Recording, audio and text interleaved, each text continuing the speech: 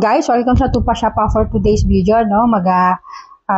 Ship tayo ng order, no? So yan, mag-out tayo from Iloilo. Kay Sir Clyde, maraming salamat po sa pag-avail nitong RTA PCP Indo po, no? So nakuha niya sa amin ng 55,000, may kasama pong 13 rounds and isang gun bag. So yun, kay Sir Clyde ng Iloilo, maraming salamat po sa tiwala, no? So yun po, sa mga nagtatanong bakit wala tayong COD, ayun nga po, sad to say, meron kasing mga customer na nagre-reject.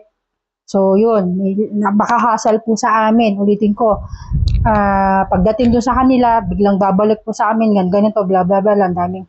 So yun po, yun na lang ang, kaya nag-decide po kami na wala na lang po si COD para sigurado po i-receive nila kasi bayad na. So yun po. So sa mga nagtatanong kung legit tayo, may physical store tayo, nakikita nyo naman po.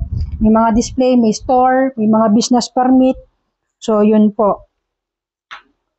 Yan. Sana nasagot ko na po yung katanungan nyo kung bakit wala tayong COD. Ito, nagtiwala po sa amin. Nagbayad muna siya ng 55,000 bago siya nakipag-transact sa amin. Meron din isa, nag-order ng ganito. From Mindanao naman po siya. So yun, nakarating na po sa kanya. Nag-message po sa amin, so okay na.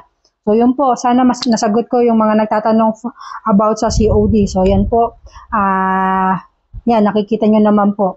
So yun lang, ulitin ko kay Sir Clyde, maraming salamat po sa tiwala. So ito, ipapak na po namin, then ship out po. So yun lang po, maraming salamat.